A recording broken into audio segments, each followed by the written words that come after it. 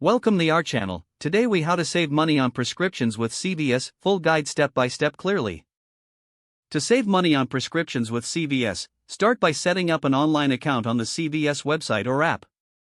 This will give you access to various tools and savings options available.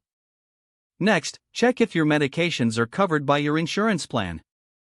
You can simply enter the medication name to see pricing details. Consider using the CVS Extra Care program. Enrolling in this program earns you points on purchases that can be redeemed later for discounts. Look for coupons that CVS often provides on their website or app. These can significantly reduce your prescription costs. Another option is to ask about the CVS Caremark Prescription Savings Program. This program can offer lower prices on certain medications even if you don't have insurance. If you have a choice between brand name and generic medications, opt for generics. They are usually much cheaper and just as effective. Inquire about the CVS Price Match Guarantee. If you find a lower price elsewhere, CVS may match it.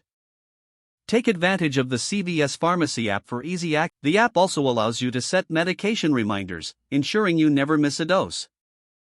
Consider using the Single Care or GoodRx options to find pricing comparisons for your prescriptions.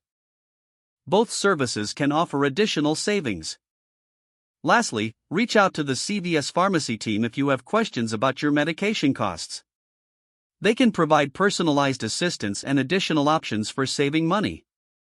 If the page does not load, refresh the browser or try again in a private or incognito window. Make sure you are using the correct email address, then retype it carefully to avoid small typos. If your password is not accepted, use the reset option and create a new strong password you can remember.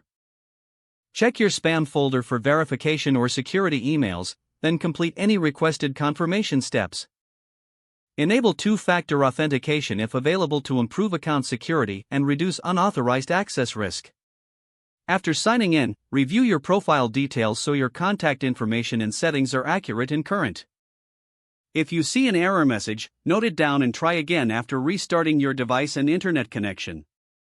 Log out when you finish, especially on shared devices, to keep your account and payment information secure. Don't forget to like this video and subscribe to our channel for more step-by-step tech guides.